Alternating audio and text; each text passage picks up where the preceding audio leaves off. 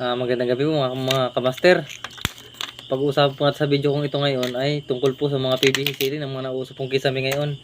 Ano po, at sa mga clip. Ito po mga kamaster, ang mga clip. Kung saan baga po tama po yung kinakabit ng mga clip na ito. Ang tawag po ito mga kamaster clip na ito ay J-clip.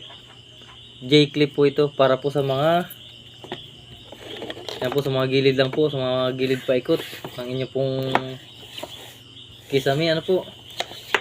Yan. At dito naman po sa clip na ito ay it's clip. Para saan nga ba po ito ginagamit mga kamaster? Para po ito sa tugtungan. Kung halimbawa po ang inyong kisame ay plain at mahaba at kinapos po kayo ng isang buong PVC, kinapos po, ay magdudugtong po kayo mga kamaster. Na ito po sample natin mga kamaster.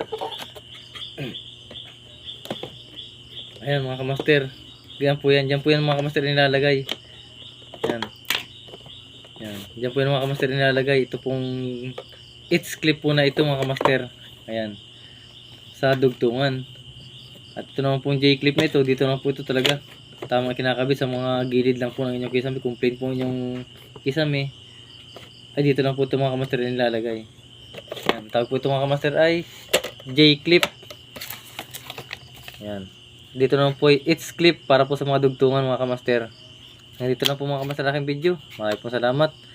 Abangan na lang po ulit ninyo aking susunod na video para po sa mga kantuhan at sa mga corner. Kung ang kisame po nyo may tambol o kublight. Yan, maraming po salamat mga kamaster. Dito lang po.